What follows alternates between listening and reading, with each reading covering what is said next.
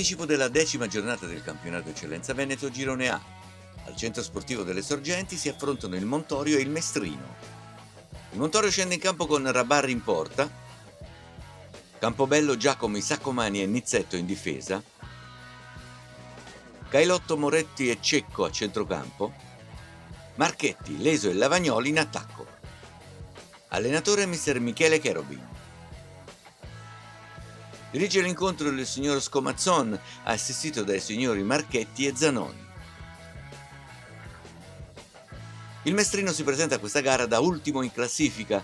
Il cambio di allenatore in questa stagione sembra aver destabilizzato una formazione che nelle precedenti edizioni aveva molto ben figurato. Invece, al Delle Sorgenti, mister Bertan riesce a trasmettere la giusta carica per ben figurare in questa partita. Il primo tempo è appannaggio degli ospiti, anche se la prima azione è del Montorio. Marchetti dal fondo crossa al centro e Lavagnoli al volo manda al lato. Il Mestrino comincia a imbastire il suo gioco e si rende pericoloso con Nalesso che prende le misure a Rabarri.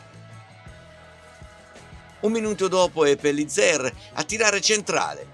Rabarri alza in angolo. Al 15° Cecco recupera palla a centrocampo.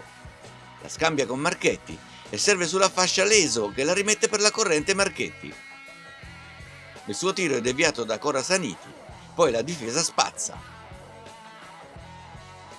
Il Mestrino insiste e questa volta è Rampazzo a spedire alto sulla traversa. Al 29° il primo gol. Tresoldi recupera la sfera con un contrasto e si spinge in avanti. Passaggio a Chia sulla fascia che si accentra, prende la mira e trafigge Rabar con un tiro potente e preciso a fil di palo. 1-0.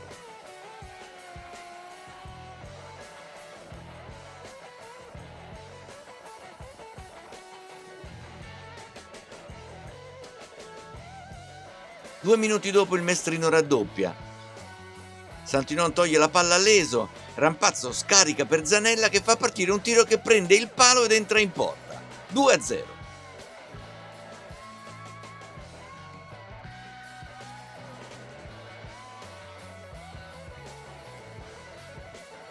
Il Mestrino prova ad approfittare dello sbandamento del Montorio e ci prova con Nalesso che tira alto. I padroni di casa si scuotono e costruiscono una buona azione al 36°, ma la difesa riesce a liberare l'area. 2 minuti dopo è Cecco ad impegnare Corasaniti da calcio di punizione. Marchetti cerca lo specchio della porta, ma gli ospiti sventano l'occasione. Ultima azione del primo tempo. Moretti di testa mette alto sulla traversa. Nel secondo tempo la musica cambia. Il Montorio attacca a testa bassa e già al primo minuto sfiora il gol con Marchetti. Corasaniti con un colpo di reni respinge. Al quinto è Marchetti a mettere al centro un cross. Bertoncelli smorza e Corasaniti blocca a terra. 11°. Lavagnoli serve in profondità Marchetti che tira di poco, alto sulla traversa. Ancora Marchetti, stavolta dalla fascia sinistra mette al centro per Zanetti che al volo spedisce la sfera oltre lo specchio della porta. Cecco scambia con Abedi e tira dalla distanza. Corasaniti blocca. 23°. Cecco per Marchetti che smista per Zanetti. Il suo tiro è debole e Corasaniti para. Al 30° è Pimazzoni a concludere da fuori area. Il portiere ospite devia il tiro. Poi Lavagnoli si libera per il cross, ma la sfera viene spazzata dalla difesa. Al 35°, in seguito ad una mischia tra giocatori, il direttore di gara estrae il giallo per Saccomani e Santinon. Per il difensore del Montorio il secondo giallo e il signor Scomazzon estrae il rosso e manda Saccomani sotto la doccia. Il Montorio anche 10 uomini non demorde e al 42° va ancora vicino al gol con Zanetti che manda alto il cross di Lavagnoli.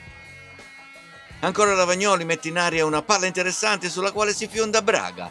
Il suo tiro sbatte contro la parte esterna della porta.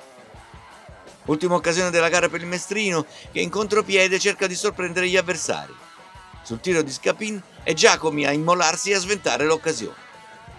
Dopo 6 minuti di recupero, l'arbitro fischia la fine della gara sul risultato di Montorio 0, Mestrino 2.